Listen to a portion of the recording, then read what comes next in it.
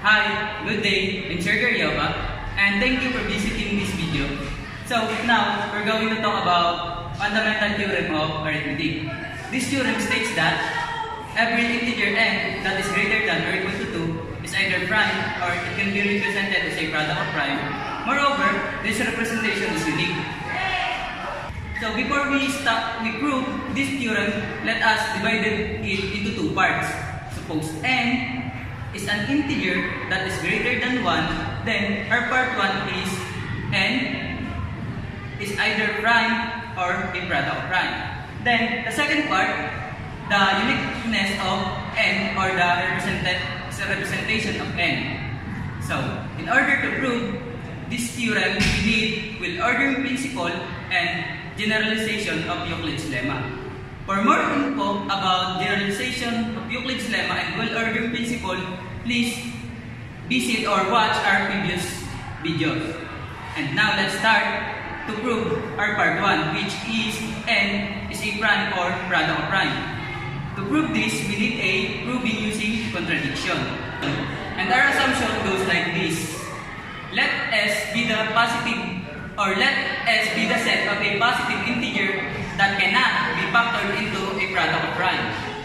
Then, by well-ordering principle, that S has a least element which is n, so we can write that n is equals to AB, where both A and B is greater than 1 but less than n. So again, class, take note that n is not a prime because we're using a contradiction. Since n is the smallest positive integer that cannot be factored into a product of prime, then it must be true that A and B can be written as a product of prime. But n is equals to A and B, so n is a product of prime. And this is a contradiction. So now let's discuss the part 2. Then to prove this part 2, we need again proving using contradiction. And our assumption goes like this. Let S be the set of a positive integer with non-unique prime factorization, as you can see.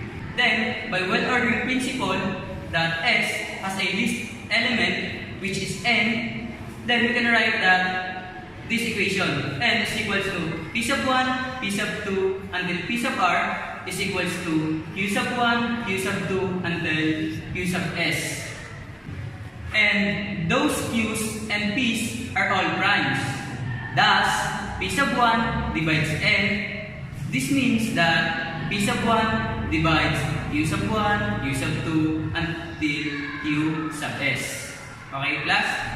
Now, by the generalization of Euclid's lemma, that p sub 1 divides p sub j for some j, but p sub 1 and p sub j are primes, then p sub 1 must be greater than 1. And p sub 1 is equals to p sub j. Okay, class?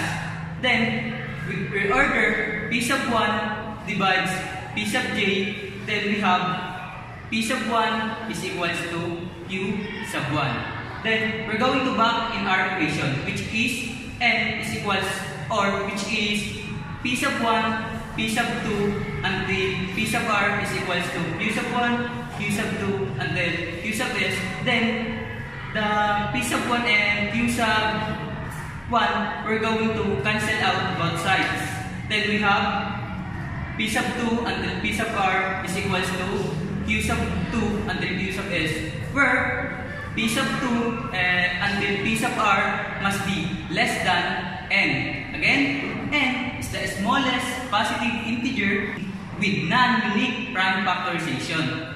Thus, r is equals to s, and p sub 2 until p sub r as the same as q sub 2 until q sub s. And this is a contradiction. And last, we have an application of FTA or fundamental theorem of arithmetic. So class, I need a composite number. Oh, 20, very good, 20. 20 is a composite number.